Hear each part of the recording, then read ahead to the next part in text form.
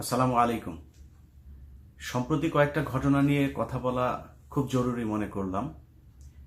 যে বিষয়গুলো যদি ঠিক না করা হয় তাহলে বাংলাদেশের সামনে আবারও সমূহ বিপদ আসবার আশঙ্কা করছি।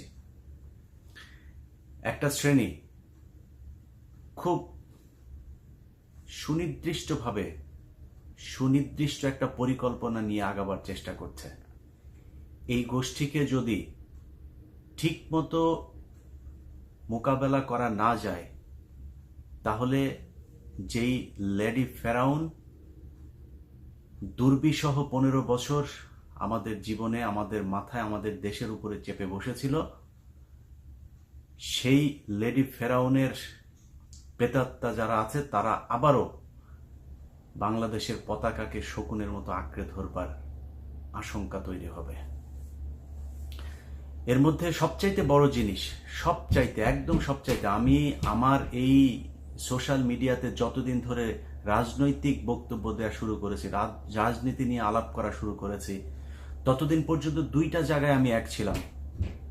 আপনারা বাংলাদেশের প্রশাসন থেকে শুরু করে যত বিজ্ঞ মানুষজন আছেন, আমার চাইতে বহু জ্ঞানী গুণীরা আছেন, আপনাদের কাছে অনুরোধ, এই দুইটা জায়গা আপনাদেরকে ঠিকভাবে মোকাবেলা করতে হবে। এর মধ্যে একটা হচ্ছে ভারত, আরেকটা আওয়ামী লীগ। আওয়ামী লীগ মানে শুধু আওয়ামী লীগ দল না, আওয়ামী লীগ মানে শেখ হাসিনা, শেখ মুজিব। 32 নম্বরে লুঙ্গি ড্যান্স আপনার গান হয়েছে 15ই আগস্টে, সেটা নিয়ে আমি কয়েকজন সমন্বয়কেরও খুব নরম সুর দেখলাম। আমি তাদের প্রতি সম্মান রেখে বলছি, ভাই আপনারা বাংলাদেশে মেজর ডালিম বীর যোদ্ধা,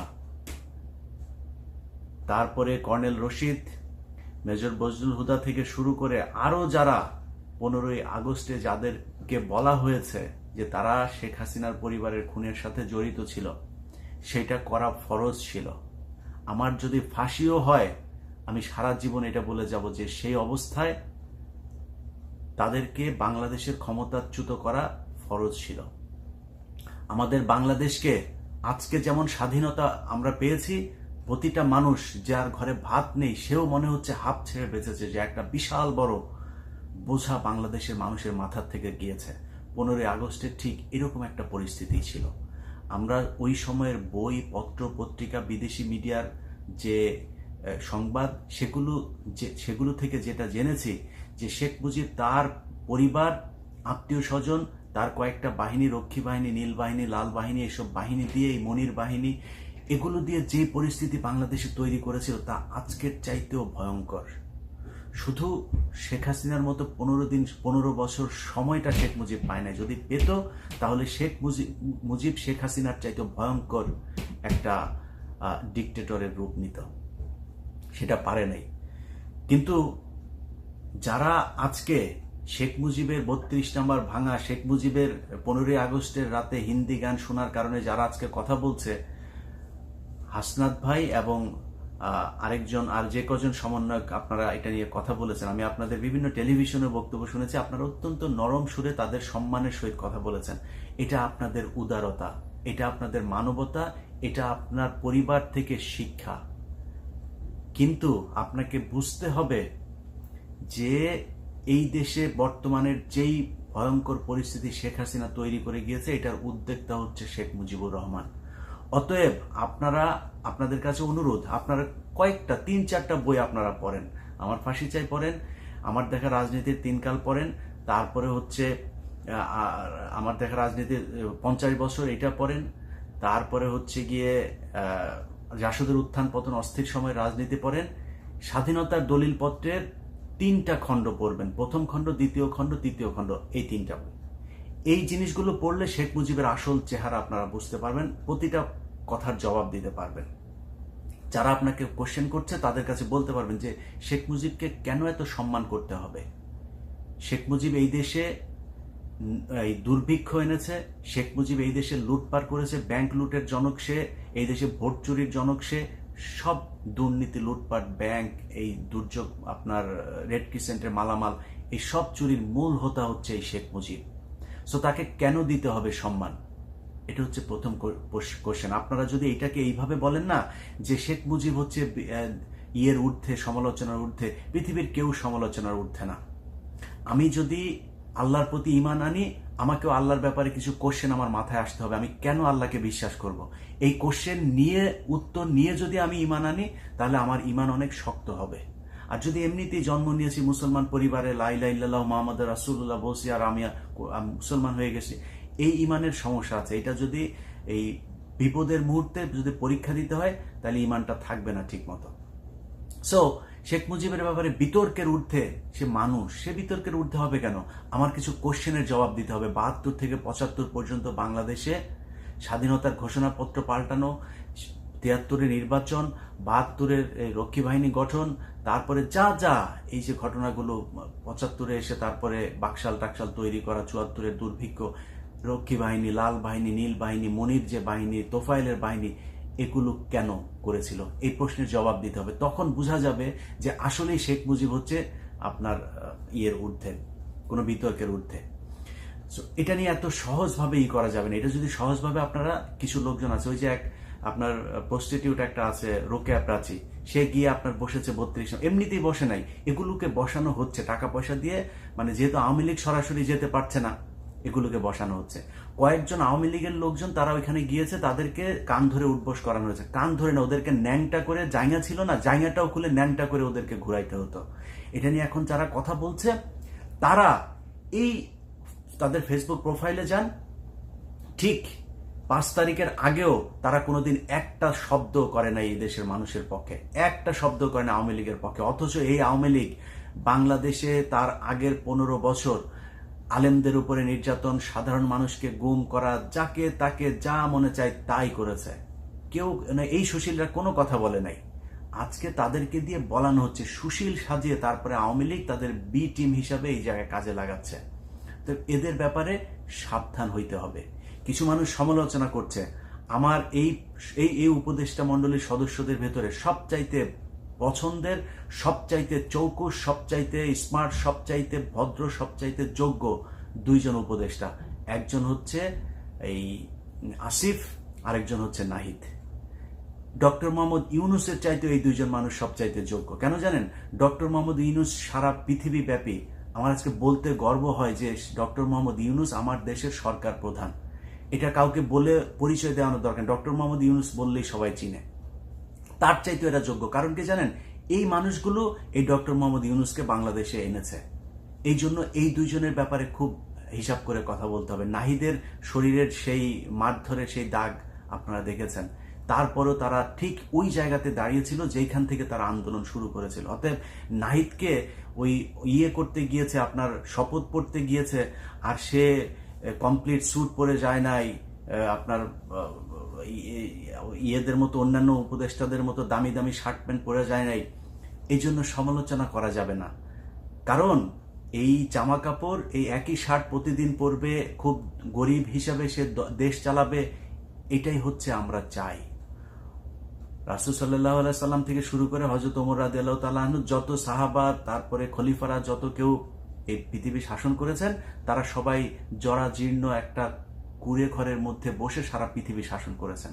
তাদের নিজেদের ঘরের সম্পত্তি বাড়ে নাই, তারা রাষ্ট্রের সম্পত্তি, রাষ্ট্রের মানুষের সুযোগ সুবিধা বাড়ানোর চেষ্টা করেছেন।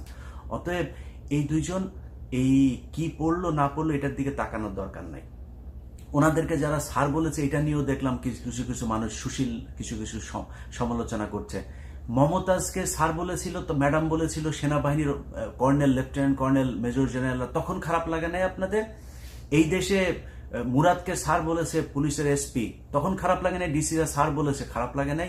ময়মনসিংহের নাজিমউদ্দিন আপনার 5 মিনিটের আপনার এই 3x বের হয়েছিল, তখন খারাপ লাগে নাই? এই যে ইয়ের ভেতরে সব লম্পট বদমাশ চরিত্রহীনরা সংসদে বসেছিল, তাদেরকে তাদের এলাকার এসপি ডিসিরা স্যার বলে নাই? তখন কোথায় ছিল আপনাদের এই সমালোচনা? এখন আসিফকে কে স্যার বলেছে, এই জন্য আপনাদের গায়ে লেগে যাচ্ছে। এই জিনিসগুলো থেকে আপনাদেরকে শিক্ষা নিতে হবে যে আমাদের বিশাল বড় মাপের আপনার সুশীল, বিশাল সুন্দর সুন্দর কাপড় চোপড় পরা এরা না। আমাদের দরকার হচ্ছে সৎ, যোগ্য, যে বাংলাদেশের মানুষের পক্ষে কথা বলবে। দেশের চরম মুহূর্তে যারা ডিবির হাতে আটকের পর চরম মারধর, রিমান্ডে যাওয়ার পরেও বেরিয়ে এসে যারা বাংলাদেশের মানুষের পক্ষে কথা বলতে পারে, আমাদের সেই ধরনের নেতা দরকার। অতএব এই আসিফ এবং নাহিদ এদেরকে নিয়ে যখন সমালোচনা করবেন, তখন আপনাকে মাথায় রাখতে হবে যে তারা যেই সময় যা করেছে ওই সময় আপনি কি করেছিলেন। সমালোচনা করার সুযোগ আছে, এখন যা করছেন কোনো সমস্যা নাই, এটাই তো গণতন্ত্র। আপনি যে আলোচনা করতে পারছেন, একজন উপদেষ্টাকে নিয়ে কথা বলতে পারছেন, এটাই হচ্ছে গণতন্ত্র। ভোটের নাম করে তারপরে ভোটে নির্বাচিত হয়ে 1500 কোটি টাকা খরচ করে রাতের বেলা ভোট করে সেই ভোটে নির্বাচিত ইয়েদেরকে আপনার ক্ষমতায় আনার চাইতে এই ধরনের সরকার, যাদের সময় আমরা সব কথা বলতে পারি, এই সরকারই আমাদের দরকার। অতএব আমাকে বুঝতে হবে যে যেই পক্ষটা এইসব নিয়ে কথাবার্তা বলছে তাদের একটা সুনির্দিষ্ট উদ্দেশ্য আছে, সেই উদ্দেশ্য নিয়ে তারা কথা বলছে। আপনার প্রধান উপদেষ্টা জনাব ডক্টর মোহাম্মদ ইউনূস, তার ব্যাপারে বলা হচ্ছে তিনি নাকি আমেরিকা থেকে তাকে বসানো হয়েছে, তিনি বাংলাদেশ বিক্রি করে দেবে। আরে ভাই, পুরা বাংলাদেশ মনে করেন আমেরিকা যায় বেস করবে ইয়েতে, কি বলে, সেন্ট মার্টিনে। পৃথিবীর বিভিন্ন দেশে বেজ আছে, কাতারে আছে, সৌদিতে আছে, তুরস্কের মতো দেশে আপনার আছে। টার্কি তো সবচাইতে সমালোচনা, তার এখানে বেজ আছে না, বেজ থাকলে কি তার কি দখল করে ফেলেছে আমেরিকা? আমার সেন্ট মার্টিনে এসে যদি নাকি তারা বেজ করে করুক, কোনো সমস্যা না, আমার শত্রু আমেরিকা না। আমেরিকা কোনোদিন বাংলাদেশ দখল করতে যাবে না। বাংলাদেশ যদি দখল করে, সেটা দখল করবে ভারত আর চীন। সো তারা আমাদের শত্রু, তাদেরকে ফেস করবার জন্য একটা সুপার পাওয়ার আমার দেশে অবস্থান করা জরুরি। আমি মনে করি আমেরিকার সবসময় ওইখানে থাকা দরকার, এত চেতনার দরকার নেই। আমার জন্ম যদি 1947 সালের আগে হতো, আমি কখনো ব্রিটিশ বিরোধী আন্দোলন করতাম না, কারণ ব্রিটিশরা যদি ভারত উপমহাদেশে থাকতো, আজকে আহমেদাবাদ, গুজরাট, তারপরে বিভিন্ন জায়গাতে, এই যে উত্তরপ্রদেশ, এইসব জায়গায় যে মুসলমানদের উপরে নির্যাতন হচ্ছে, বাংলাদেশে যে নির্যাতন হচ্ছে, কাশ্মীরে যে নির্যাতন হচ্ছে, এই নির্যাতন করতে পারতো না। তারা যাওয়ার কারণে সেটা হয়েছে। ভারত উপমহাদেশে যদি ইংরেজরা এখন পর্যন্ত টিকে থাকতো, তাহলে বাংলাদেশ, নিউজিল্যান্ড, অস্ট্রেলিয়ার মতো একটা উন্নত দেশ হতো। আমরা চেতনা দেখে, বিশেষ করে আমাদের মুসলমানরা বেশি এই আন্দোলনগুলো করেছে। আমি কখনো করতাম না এই আন্দোলন। আমি অবশ্যই ব্রিটিশদের এই দেশে থাকার জন্য যা প্রয়োজন সেটা করতাম। অতএব আমেরিকার বাংলাদেশে থাকা খুব জরুরি। আমরা চাই আমেরিকার অবস্থান বাংলাদেশে সবসময় থাকুক, তারা আমাদের শত্রু না এই মুহূর্তে। আমাদের দেশ যদি আপনি স্বাধীন করে ফেলতে পারেন, সেটা ঠিক আছে। আপনার দেশের প্রতি ইঞ্চি জায়গার ভেতরে ভারত তাদের নিয়ন্ত্রণ প্রতিষ্ঠিত করেছিল। কোথায় গেছিল তখন আপনাদের এই সমালোচনা? কেউ তো কোনো কথা বলেন নাই। মংলা পোর্ট, চিটাগাং পোর্ট, সব জায়গায় বাংলাদেশের ভেতর দিয়ে 1 টাকা ট্রানজিট দিয়ে তারপরে ঢুকে গিয়েছে, কেউ কোনো কথা বলে নাই। এই যে মানুষগুলো আজকে কথা বলছে, তারা ওই সময় কথা বলে নাই। যারা ওই সময় কথা বলেছে, তারাই আজকে যদি এই সরকারও যদি বাংলাদেশের বিরুদ্ধে কিছু করে, তারা দেখবেন এখনো কথা বলবে। তারা কাউকে ছাড় দিয়ে কথা বলবে না। কিন্তু তারা যারা তখন বলে নাই, এখন বলছে, এগুলো হচ্ছে সুবিধাভোগী। এরা আওয়ামী লীগ এই গত কয়েক বছরে কয়েক লক্ষ কোটি টাকা চুরি করে তারপরে এখন ভারতে গিয়ে বসে আছে, সেই টাকার বিনিময়ে এখন কথা বলে। এই রোকেয়া প্রাচী এক এক রাতে, মানে জিনিস তো ভালো না, কেউ তো খায় না, তারপরেও মনে করেন তার প্রতি রাতে পাল্টাইতে মন চায়। এগুলি যার তার গায়ের উপরে যায়, মানে বসা যায়। আমি ওই ইটিভিতে আপনার ওই 21-এর চোখের সময় আমি মেকআপ টেকআপ নিতাম না, কিন্তু হালকা ওই যে পাউডার টাউডার দিত শুটিং করার আগে। তো ওই সময় সে এসেছিল, এসে গায়ে হাত দিয়ে কি রে ভাই, কি মানে যার তার গায়ে পড়ে যায়, এরকম কিছু মহিলা আছে। এগুলি মানে যাই পুরুষের গায়ে হাত দিতে পারলে ভাল লাগে। হ্যাঁ, এই এই এক এক দিন এক একজনের খাটের শোয়া এই মালগুলো, এগুলোরে টাকা দিয়ে কেনা খুব সহজ। এগুলোরে কিনে তারপরে এই কাজগুলো করছে। অতএব তারা কি বললো না বললো, এটার ব্যাপারে খুব সাবধানে পা ফেলতে হবে। বাংলাদেশে শেখ মুজিব, ভারত, এই ব্যাপারে সুস্পষ্ট ধারণা যদি আমরা ভুলে যাই না, তাহলে আমাদেরকে আবার বিপদে পড়তে হবে। এটা মাথায় রাখতে হবে। এই দেশের সমস্যা আওয়ামী লীগ। আওয়ামী লীগকে কোনোভাবে এই দেশে রাজনীতি করার জন্য মানে ওপেন প্ল্যাটফর্ম ছাড়া যাবে না। আপনারা যদি সরকারের সমালোচনা করতে যান, দেখেন একজন উপদেষ্টা ব্রিগেডিয়ার জেনারেল আপনার সাখাওয়াত, সে কি বলেছে, সেই কথার পরে তাকে কিন্তু মানুষের সমালোচনার কারণে কিন্তু ডক্টর মোহাম্মদ ইউনূস তাকে সরিয়ে আরেকটা মন্ত্রণালয়ে দিয়ে গেছেন। এটার নামই হচ্ছে গণতন্ত্র, যে মানুষের সমালোচনা, মানুষ যেটা না চায় সেটার মূল্য দেয়া, এটার নামই গণতন্ত্র। সেটা তারা করেছে। আমি মনে করি এই যে সরকার আছে, তাদের ব্যাপারে জাজ করার মতো সময় এখনো আসে নাই। আমরা অপেক্ষা করি, দেখি কি হয়। তার মাঝখানে আমাদেরকে মাথায় রাখতে হবে যে আশপাশ থেকে এই যে এই ধরনের ছোট ছোট করে কথাবার্তা বলা যেগুলো আছে না, এগুলোর ব্যাপারে খুব সাবধানে আমাদের পা ফেলতে হবে। আরেকটা জিনিস হচ্ছে আপনার ওই বঙ্গভবন, গণভবন এইসবে হামলা টামলার, গণভবন তারপর সংসদ এইসবে হামলা টামলার কারণে নানান ধরনের সুশীলরা এখন আলাপ করছে। আরে ভাই, যেই মানুষরা ওইখানে গণভবন টবনে গিয়েছিল তারা দেশ স্বাধীন করেছে। এত সুশীলগিরি সাজার আমার দরকার নেই। হ্যাঁ, আপনাদের মতো সুশীল আপনারা জীবনে কোনোদিন সত্যি কথা বলেন নাই। এখন সুশীল সাজতে আসছেন। আপনাদের মতো সুশীলদেরকে বাংলাদেশের এই যারা স্বাধীন করেছে তারা ধোছে না, এটা মাথায় রাখেন। এগুলোরে কঠোরভাবে মোকাবেলা করতে হবে। সমন্বয়ক ভাইরা যেই কজন আছেন, আপনাদের যুদ্ধ এখনো শেষ হয় নাই।